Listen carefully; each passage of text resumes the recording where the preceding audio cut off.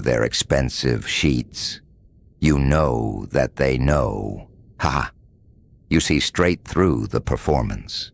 The costume hasn't just come undone. It's in ribbons on the floor. You saw something they never planned for you to see. Maybe you didn't even mean to. Maybe you were just being you. Being raw, being honest in a world that runs on counterfeit smiles. And suddenly, poof, their little disguise evaporated like fog in a spotlight. You peeked backstage, sweetheart, and now they know you've seen the wires and the pulleys. There is no rewinding that tape. You have tuned into a frequency they never, ever expected you to find. You are broadcasting on a completely different channel now. Your antenna is picking up signals their rusty little receivers can't even detect. And that, that is magnificent. They assumed you were like them, shallow water, predictable tides, easy to map. But you are reading the room the way a safecracker reads tumblers, clicks and vibrations nobody else can hear. You're picking apart people and situations with surgical finesse they didn't know existed. It is absolutely demolishing every neat little blueprint they drew of you. Because you refuse to fit inside the cage they welded shut around your name. There is a reason. Oh, there's always a reason. You're hearing this right now. Timing, my friend, is everything in this mad, spinning funhouse we call existence. Think about it. Why did these words find you today? Why are you listening at this precise, peculiar, perfectly inconvenient moment? It's not an accident. There are no accidents. Only setups nobody claimed credit for. The cosmos itself is whispering in your ear. The great invisible orchestra is confirming what you already suspect. I see you. I see the weight you're hauling. I see that knowing look behind your eyes. And I'm stamping it verified right here, right now. This moment, it matters. And here, here is where the plot thickens like blood on a cold night. You can't unfeel what's already crawling through your veins. You can't unsee what's already burned into your retinas. That knowledge, it's tattooed on the inside of your skull. Permanently. No eraser, no rewind button, no clever little, oops, forget I said that. So now, you're sitting in a very different chair.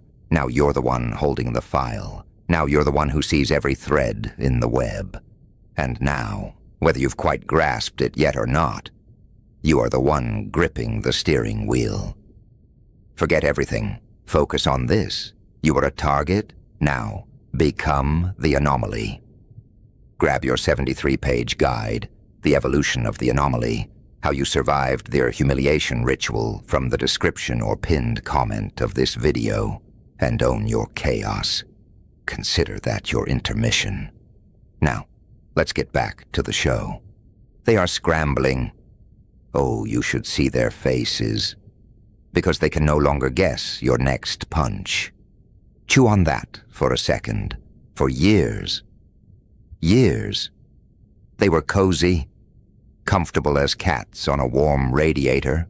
They could predict what you'd do, what you'd say, how you'd flinch when they pressed the right bruise. That predictability was their security blanket, their little nightlight in the dark. But something cracked. You cracked. Open, not apart. And now they haven't the faintest whisper of a clue what's coming next. They can't read your poker face. They can't rig the result because they don't even understand what result you're chasing. And that panic. Oh, that sweet, sweet panic. It's showing you exactly where the rot was hiding all along. They needed you predictable to feel powerful. Your quiet, your beautiful, thunderous quiet, is what's unraveling them thread by thread. You stopped defending yourself. You stopped writing essays of explanation. And this is the part that really stings. You stopped trying to convince them they were wrong. You just stopped. Now you're living inside what you know, and you're not narrating the journey for their comfort. You're not waging war over your own truth. You're not building a case. You're just standing in it, the way a lighthouse stands in a storm, silent, shining, immovable. And that silence, it screams 3 words they can't argue with. I know better. They've realized you tore up the rule book. You used to play along, follow the script, nod at the right moments, swallow their version of the story like medicine you never needed. Not anymore. Ha ha ha. You're operating from a completely different playbook now. From truth, from instinct, from your own internal compass, and buddy, that needle doesn't wobble. They can feel the ground shifting under their feet. They can feel their grip loosening. The little puppet show they've been running. You walked right off the stage. You're not even in the audience anymore, and I am so proud of you. Genuinely. Cross my heart and hope to. Well, you get it. You get that secret little huddle they had about you. Ended in absolute, beautiful, glorious chaos. They gathered. They conspired. How is this person doing this? How are they so certain? How are they picking up on things we buried 6 feet deep? And they couldn't cobble together an answer that made a lick of sense. Because there is no answer inside their tiny, predictable framework for what you've become. Your knowing runs on a different engine entirely. They left that little powwow, frustrated, bewildered, and more frightened than when they walked in. Maybe they're still whispering about you, wondering, obsessing, pacing. Delightful. They tried to smother your flame, but ha ha ha ha. All they did was show everyone where their shadows were hiding. And here is the beautiful, poetic, absolutely hysterical part. You didn't have to lift a finger. You didn't throw a punch. You didn't mount a defense. You just kept being you. And that is the whole joke. You just kept glowing. And that glow of yours is so fierce, so relentless, it lit up every dark corner like a flare in a coal mine. It showed every face in the room for exactly what it is.